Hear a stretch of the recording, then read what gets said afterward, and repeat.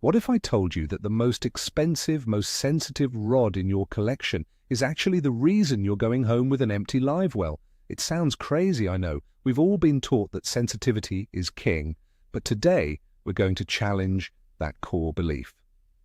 We're talking about a counterintuitive truth in crappie fishing, how your ultra-sensitive rod might be the very thing causing you to miss the most subtle bites. Stick around, and I'll show you exactly why a little less feel can lead to a lot more fish. This is the secret behind why some old-timers with their noodle rods consistently outfish guys with top-of-the-line gear. It's a truth that the industry doesn't really want you to know. So, let me ask you this right from the start. Do you believe a rod can actually be too sensitive? Let me know your initial thoughts down in the comments, and let's get into it. For years, the fishing industry and seasoned anglers have drilled one thing into our heads. Sensitivity is everything. The whole marketing machine is built around it. We hear terms like high modulus graphite, vibration transmission, and feel every pebble. We're convinced that the more we spend, the more we will feel, and therefore the more fish we will catch. This logic seems sound, and for many types of fishing, it holds true. If you're dragging a Texas rig for bass, you absolutely want to feel that distinct thump when a fish picks it up. But crappie are a different beast entirely. The mistake we've been making is applying a one-size-fits-all logic to a very specialized type of bite. We've become so obsessed with feeling a sharp tick that we've completely forgotten how to detect a pressure bite, which is how crappie often feed, especially when they're lethargic. This video is about unlearning what you've been told and tuning into what the fish are actually doing. First, let's establish the baseline, the conventional wisdom we all follow. From the moment we get serious about fishing, we're told to buy the most sensitive rod we can afford. It's presented as Fishing 101. We walk into a tackle shop, and the conversation immediately turns to graphite modulus ratings and fast-action tips. We spend hundreds, sometimes even thousands of dollars on these finely tuned instruments. The ultimate goal, as it's sold to us, is to possess a rod so sensitive that you can feel a fish simply breathe on your bait from 50 feet away. We equate this high-tech feedback with success. This belief is so deeply ingrained that questioning it feels like saying the sky isn't blue. We've all been there, tapping the rod tip in the store, convinced that this lightning-fast recovery and crisp feel is the key to unlocking our full potential on the water. But we rarely stop to ask if all that information is actually useful. So let's break down what sensitivity really means in the context of a fishing rod. At its core, it's about the efficient transmission of vibration.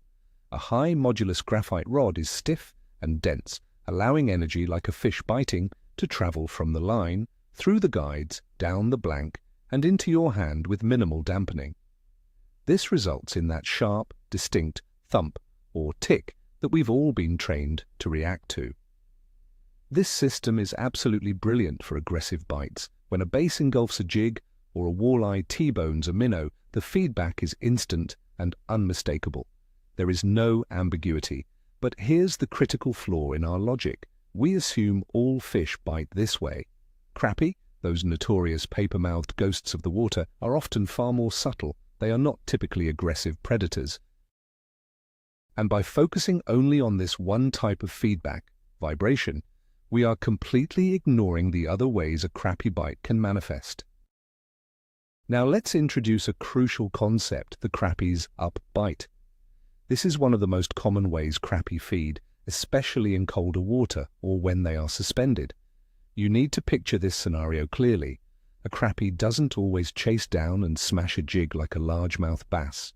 Very often, it will slowly and cautiously rise up from below your bait. It doesn't strike it, it simply opens its mouth and inhales it, using suction. As it does this, the fish continues to swim upwards, even just an inch or two. From your perspective on the surface, your jig doesn't get pulled down. Instead, your line goes slack. There is absolutely no thump to feel. There is no vibration. There is no tick. The only signal you get is a sudden loss of tension. It's the complete absence of a feeling, which is the exact opposite of what we've been trained to detect.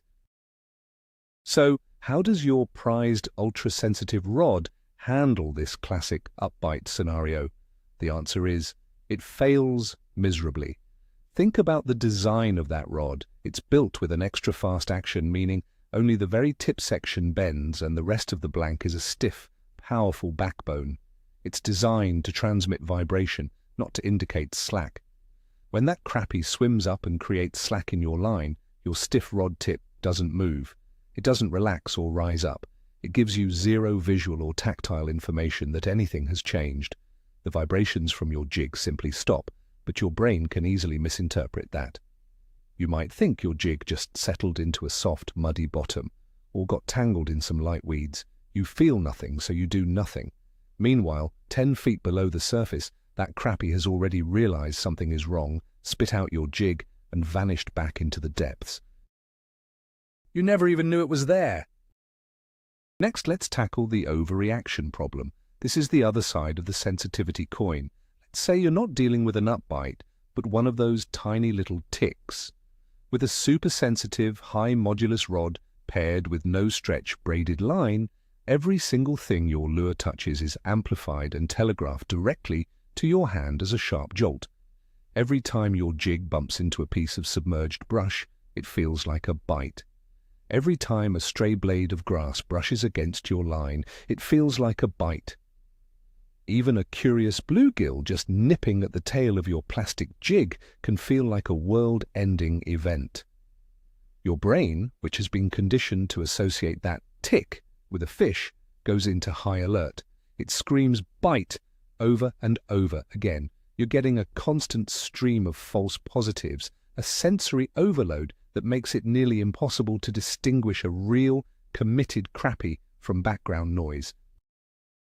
And what is the inevitable result of this sensory overload? The premature hook set. It's a classic mistake that ultra-sensitive gear encourages, so you're out there feeling every single bump and tick, and your nerves are on edge. You feel that sharp tick and your reflexes take over. You rip the rod back with the force of a tournament bass angler. But what was that tick really? More often than not, it wasn't a crappie fully engulfing your bait. It was just a tentative fish, cautiously mouthing the very tip of the plastic tail, or maybe just bumping the jig with its nose to test it out. By reacting instantly and violently, you pull the bait right out of its mouth before it ever had a chance to commit. You're left with nothing. Then you start to second-guess yourself. Was that a fish? Was it just a snag? The hypersensitive setup creates a cycle of confusion and missed opportunities. So let's really dig into the most important concept here, the idea of the rod loading up. This is the absolute key that transforms you from a bite misser into a crappie catching machine.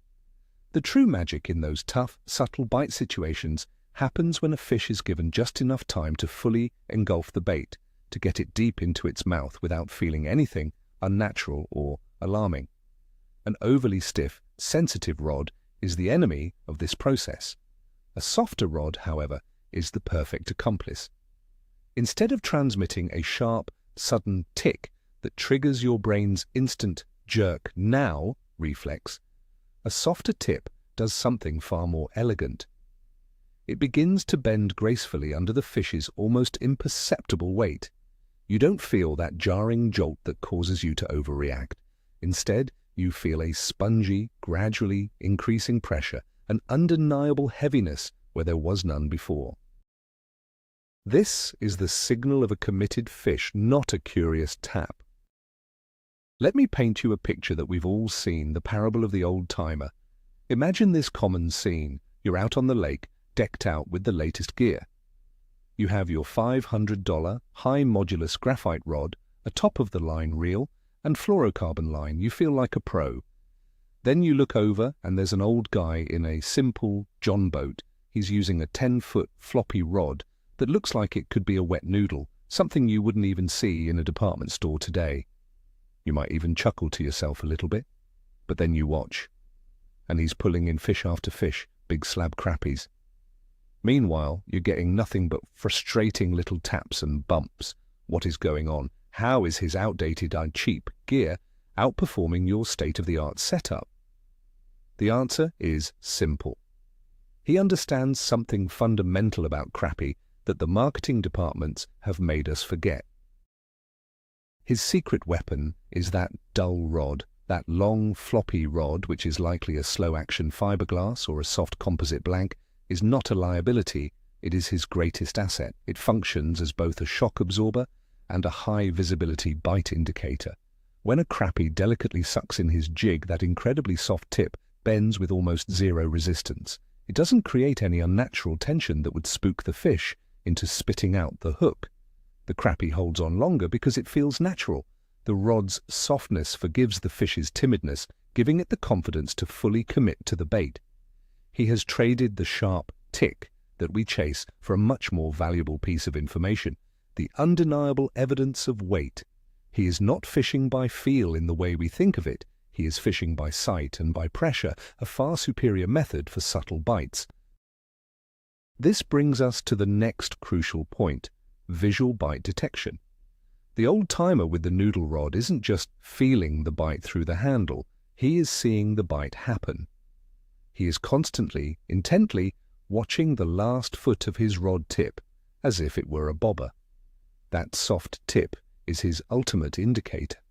When it dips, even a fraction of an inch, he knows a fish has taken the bait and is holding steady or swimming down. More importantly, on that frustrating up bite we discussed earlier, his soft rod tip will physically rise and straighten out as the line goes slack. He sees the bend in his rod disappear. This is a clear, unmistakable visual signal that a fish has lifted his jig. Your stiff, ultra-sensitive rod gives you none of this visual feedback. His rod is a complete bite detection system, while yours is just a vibration telegraph.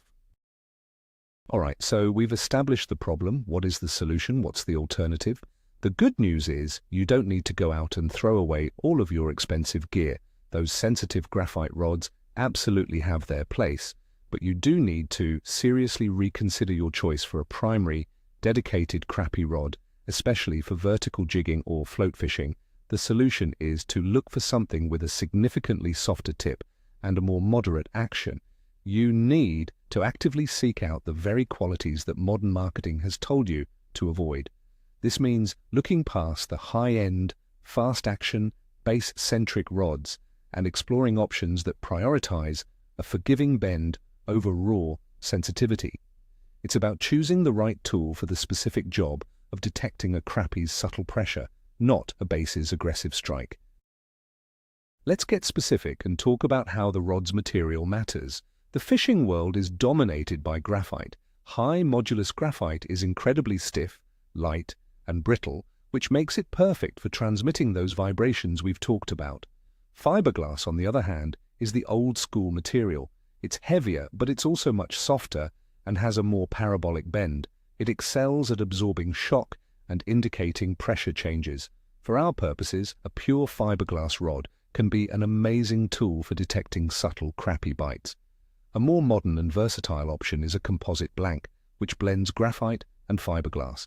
Typically, these rods use graphite in the lower section for backbone and power, and a softer fiberglass or S-glass tip section for that forgiving visual bite detection.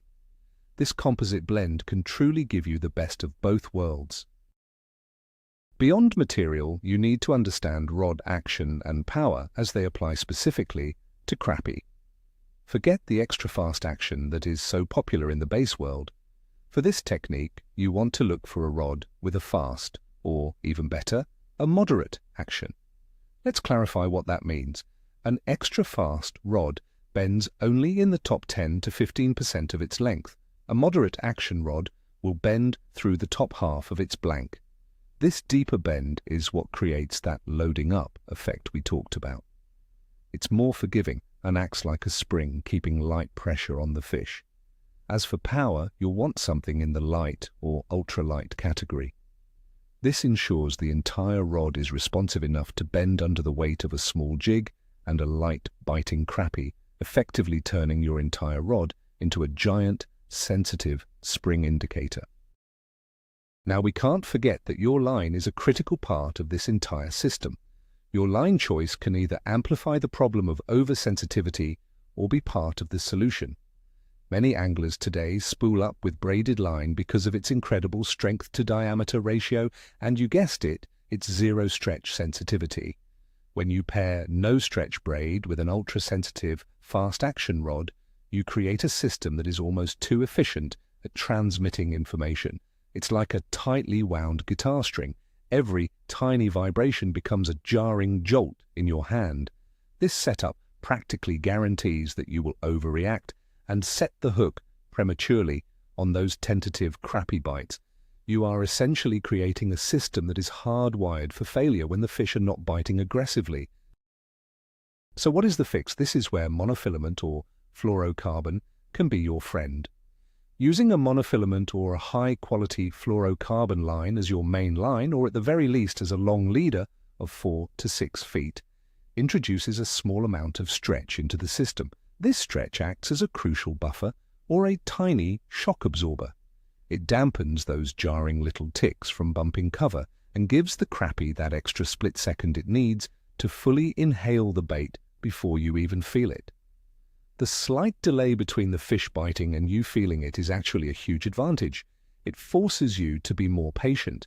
It encourages you to wait for the rod to load up with that spongy weight rather than reacting to the initial, often misleading, tap. That little bit of forgiveness that stretch provides can dramatically increase your hookup ratio. Let's apply this to a real-world example. Vertical jigging over a brush pile. This is a classic crappie scenario where this concept really shines. Picture yourself in your boat directly over a known brush pile you found on your electronics. You lower your tiny jig down into the branches. With your ultra-sensitive rod and braided line, you feel absolutely everything. Bump, scrape, tick, thud. Your hand is buzzing with vibrations. Is that a fish? Was that a bite? Or was that just the jig hitting a thick branch? Who knows? You are getting complete sensory overload. You either end up setting the hook on a branch, or you become so desensitized to the ticks that you miss the actual bite when it comes. It's a frustrating and confusing way to fish. Now let's replay that exact same scenario, but this time you have a softer, moderate action rod, maybe a composite or fiberglass one, spooled with monofilament. You lower your jig into the same brush pile. As it touches the branches, you still feel it, but the sensation is different. It's not a sharp tick, it's more of a dull thud or a heavy dragging sensation. The background noise is muted. Now, when a crappie inhales that jig, the feeling is distinct and unmistakable because it's different from the background noise. It doesn't feel like another branch. It suddenly feels mushy, spongy, or simply heavy. The rod tip visibly dips and stays down. There is no confusion. That change in pressure is your clear signal. You've successfully filtered out the noise and are only receiving the signal you actually care about, a fish on the line. This leads to a discussion about the psychology of the hook set. As anglers, especially those of us who also fish for more aggressive species like bass, we are trained to react instantly. We feel a thump, and our muscle memory takes over with a powerful, immediate hook set. An ultra-sensitive rod feeds and encourages this instinct. It's a system built for speed. A softer rod, however, fundamentally changes the process. It forces you to be more patient and deliberate. It retrains your brain. You learn to ignore the sharp little ticks as mere noise. You no longer set the hook on a tick. You learn to wait for the weight. You set the hook on the load. Your hook set becomes a smooth, sweeping motion to pick up the slack rather than a violent jerk. This patient approach is the hallmark of a truly great crappie angler. So, how should you rethink your rod arsenal? It's important to be clear, this does not mean that sensitive graphite rods are useless junk. Not at all. They are specialized tools that excel at certain applications. For techniques like casting and retrieving a small spinner, or feeling the subtle wobble of a tiny crankbait, or even for pitching jigs under docks where you need that fast, accurate recovery, a sensitive graphite rod is fantastic. But we need to stop thinking of it as the one and only rod for all crappie fishing. For any vertical presentation, slow trolling or float fishing, situations where the bite is often based on pressure and sight, that same sensitive rod can become a significant liability. The key is to recognize that you need different tools for different situations. Your crappie arsenal should include both a sensitive graphite stick and a softer, more forgiving rod. Finally, here is the challenge I have for you. Try it yourself. Don't just take my word for it. The best way to understand this concept is to experience it firsthand. The next time you plan a crappie trip, make a point to bring 2 different rods. Bring your favorite high-end, ultra-sensitive stick, but also dig through your garage or your basement and find one of your cheaper, softer rods. Maybe it's an old fiberglass rod you started with, or a simple ultralight setup you bought for the kids. Go to your favorite spot and fish them side by side. Spend 30 minutes with your sensitive rod, then switch to the softer rod for the next 30 minutes. Pay close attention not just to how many bites you feel, but to how many fish you actually hook and land. I promise you, especially on a tough day, the results are going to shock you. So, to wrap it all up, the big takeaway is this: our relentless, industry-fueled pursuit of sensitivity has created a massive blind spot in our angling skills. We've become so focused on feeling the tick that we're completely missing the weight. The real turning point, the aha moment, is when you finally understand that for crappie, a bite isn't always a sharp vibration. More often than not, it's a subtle change in pressure, and a rod that is too stiff and too sensitive is simply the wrong instrument to measure that pressure. It's like trying to weigh a single feather on a giant truck scale. The scale isn't designed to register such a subtle change. This simple shift in thinking from reacting to a tick to waiting for the load can absolutely revolutionize your hookup ratio, especially on those tough, high-pressure days when the bite is infuriatingly light. Thanks for sticking with me through that deep dive. I really hope it gives you something new to think about on your next trip out on the water. If you enjoyed this video and want more content that breaks down old fishing myths, do me a huge favor and hit that subscribe button and give this video a like. It really does help the channel out. And now I really want to know from you. What's the one piece of old school gear or advice that you absolutely swear by, even if it goes against all the modern trends? Drop it in the comments below. I'd love to read them, and let's get a great conversation started.